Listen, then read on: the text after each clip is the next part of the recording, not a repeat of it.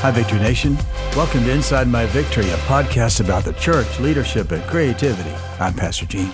And I'm Pastor Kelly. And you can follow the podcast and the notes we provided for you by going to my website, kellystickle.com. And when you have questions, and you should have questions, please email us those questions at leadership@myvictory.ca. Yeah, please take advantage of this. If you're a leader or a pastor and you have a question that would fit your specific situation, feel free to email us again at leadership@myvictory.ca, and we would love to take it on. Yes, we would. What's happening, Pastor Kelly? What's going on? Man, life is good. Summer is here. I ride my motorcycle. It Go is outside. It's so much. It is great. It's fantastic. It's awesome. I love it. I do too. Well, we're doing a series on the church you see. Yeah. It's entitled The Church I See, but it's your I, not mine. Anyway, last week we talked about, and I love what you're doing with 10 different things that are more or less. So last week we talked about the church that you see being more community and less event. Yep. Not eliminating events, but just less and more community focused. Today, are you ready? I'm ready. We're going to talk about being more social media and less broadcast media. Right. I love it. Dig into it. Yeah, well, we call it social media, yet we are all in this mindset, and the church included, of broadcast media. We've all been raised and understand broadcast media, but really this is a mindset shift of more and less, a mindset shift that, again, I thought garners some conversation and is necessary for us as a church to be aware of how we utilize social media.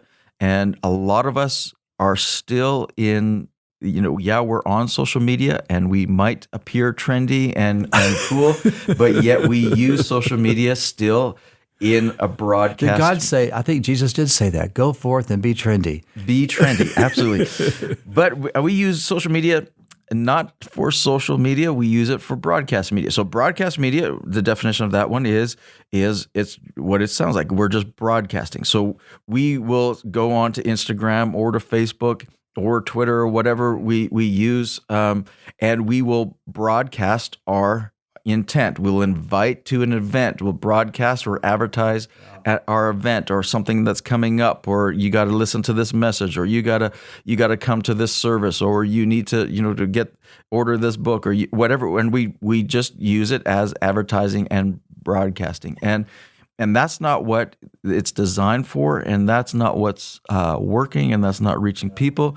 And I think built off of last week, it's kind of the same idea of the event versus the community. We want to go more community, less event. We want to go more social, less broadcast. So we need to use these tools for what they were meant to be, which is to create community, and to create relationships and to interact relationally with people. Interacting is key. I think that's so vital because I think that our community, our world today lacks that connection. Yes. And so I think that we grew up in that time frame. Yeah. Me more than probably you did. But anyway, I think this is so good to really focus on how do we connect and really take advantage of social media to really connect with people and allow them to connect with us. It's not a one-way thing, And I hear somebody, pushing back on this and saying, it's not real relationship on social media. And I would agree. However, to a lot of people, it's the first step to relationship. And a lot of people will not trust a relationship unless they feel a connection with somebody first. So I'm always amazed at how many churches don't pay attention to their websites, how many churches, don't have websites or a landing page of any kind. Frustrate you when you go to them. Yeah, how many churches aren't on social media or utilizing that? I think that's a big mistake because, saying, well, we're not going to do that. We're not going to follow those trends. I think that's where people are at, and we need to begin to relate with people where they're at. We have to get into the conversation. Yes. And I think the world is having a conversation that we're just seem oblivious to many times. Right. And so we want to be part of the conversation. Right. And we have to connect. I've always taught in the Bible college or interns that there has to be a connection so there can be a conversation. So maybe it's a first step, but it goes beyond just being a first step. Right, You're right on. 90%. I don't know the exact stat, but it's way up there. 90% of people that will check out a church, they will go onto a website first or onto a social media first, and that's their first interaction. I met somebody just a couple of weeks ago who attended a funeral that we had in our building.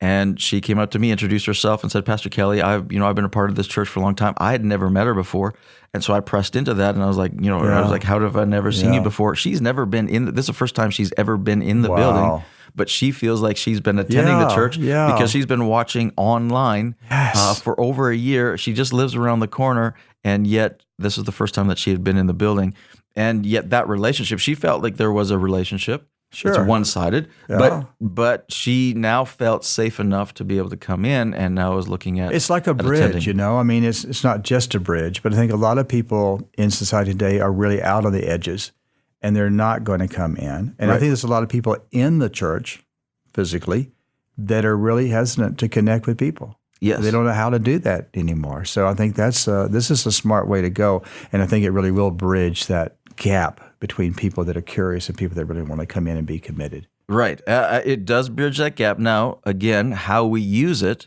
and utilize that is all key. So if we just broadcast and invite people to our event, people scroll past that stuff and advertising's all over there. I don't know if you do, but I do. When I see a broadcast or an advertisement on there, I just scroll right past. I see too many. It's like going through a magazine with a bunch of ads in it. Yeah, just scroll right past it.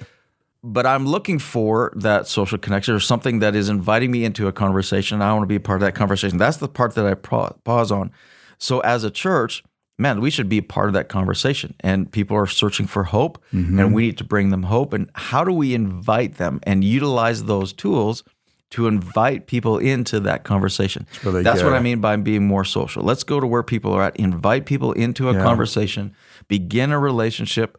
And it might be shallow at first, but it's the first stepping stone. You have to start somewhere. And we need to build trust, and I think this is one way that people are building trust today. Now, you also talked about being more omnichannel and less centric. Yes. Now, that's really fascinating too. I like it. Yes. But clarify it. This is along the similar trend, but a little bit different. When this is talking about our online church and all these social media and all these things, when this is a business trend, when businesses went online and we had online shopping became such a big thing, right? A lot of the business community got really panicked and they said, well, if everything goes on online and people are all shopping online, why are we putting all of this money into locations and buildings? And the expenses of renting or owning facilities to have people come there, and people are going to stop coming here. We're not going to be able to pay our bills in the same way. Why are we putting these expenses? Great conversations. Yeah. And at the beginning, this is what people said about online church too. Well, if you have people who can watch church online, they're not going to attend your facility anymore. But after years of online shopping, businesses are starting to see this, and we're seeing this in online church as well. And this conversation is just beginning to happen with online church, is that we're seeing that people who shop online are more likely to actually show up physically at the physical location of that same store. Yeah. And they're saying a lot of these businesses are deciding, hey, we got to be omni-channel, that we're going to reach people on multiple fronts. We're going to meet them on social media. We're going to meet them on our website. We're going to meet them, online, on Amazon or online different things. We're going to have all these different connections, including in our store.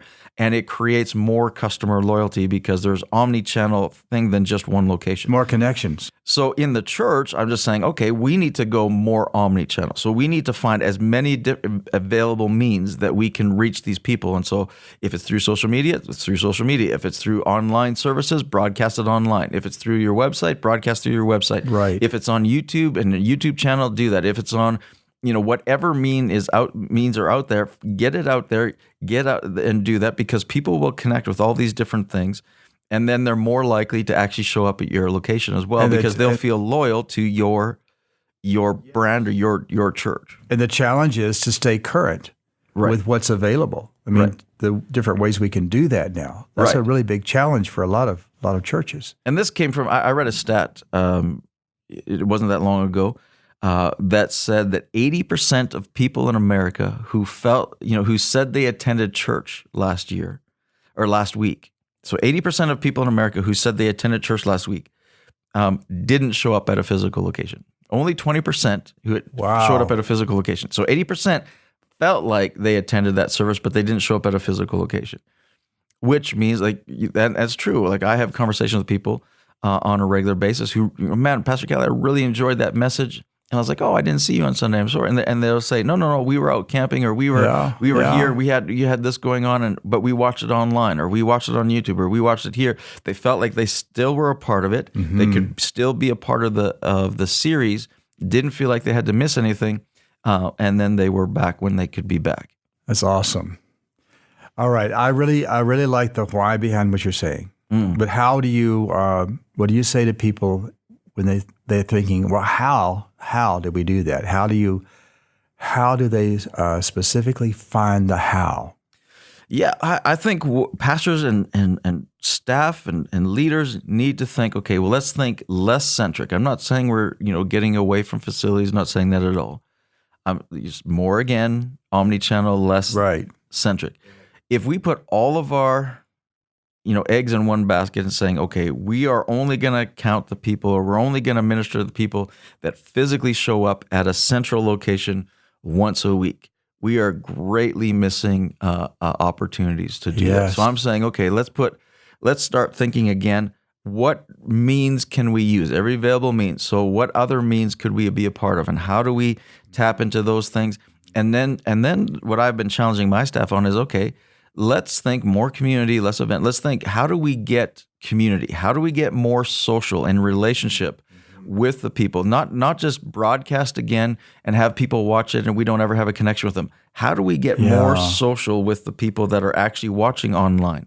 How do we create a small group with the people that are watching online? How do we create a relationship with those who are watching our listening to our podcast, or getting into our YouTube channel? How do we create this relationship with them? And so we're exploring watch parties in Facebook. We're exploring all these different ways, online small groups in different ways. How do we create that relationship as well? And that's really the conversations that we want to begin having. We think that way because the reality is the church, the movement of the church is the hope of the world.